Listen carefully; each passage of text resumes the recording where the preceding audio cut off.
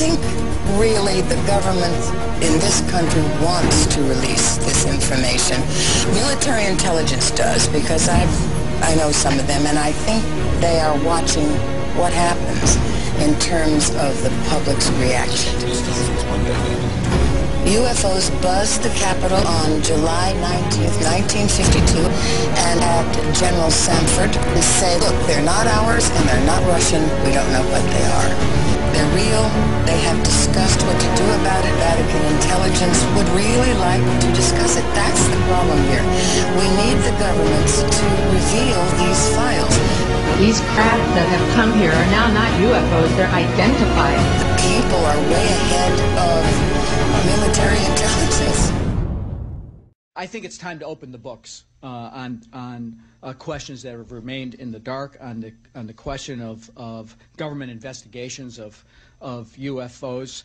It's time to find out what the truth really is that's out there. We ought to do it really because it's right. We ought to do it because the American people, quite frankly, can handle the truth. And we ought to do it because it's the law. Disclosure is very close, and the American people need to prepare themselves very soon for an announcement from our government that there is, in fact, an extraterrestrial presence engaging this planet and the human race.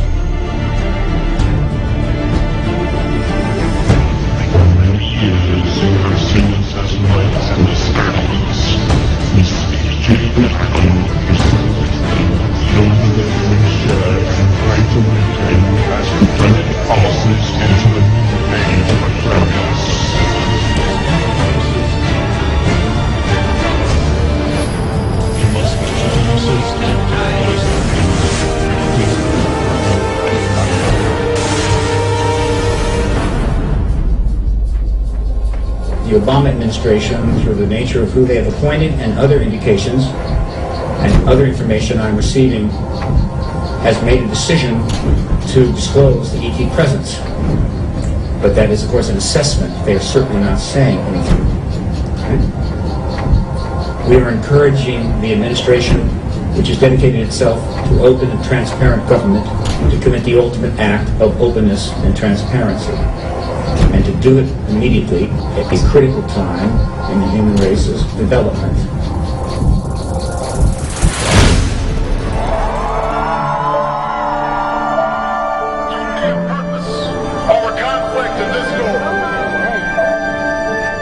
Our challenges may be new.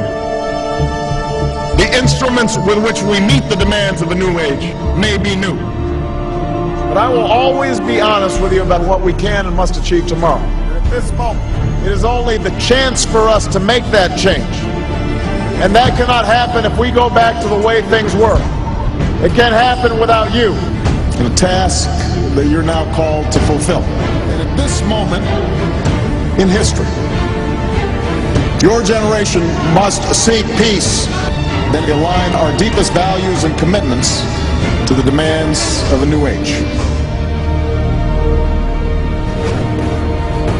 There's new energy to harness, for the world has changed, and we must change with it.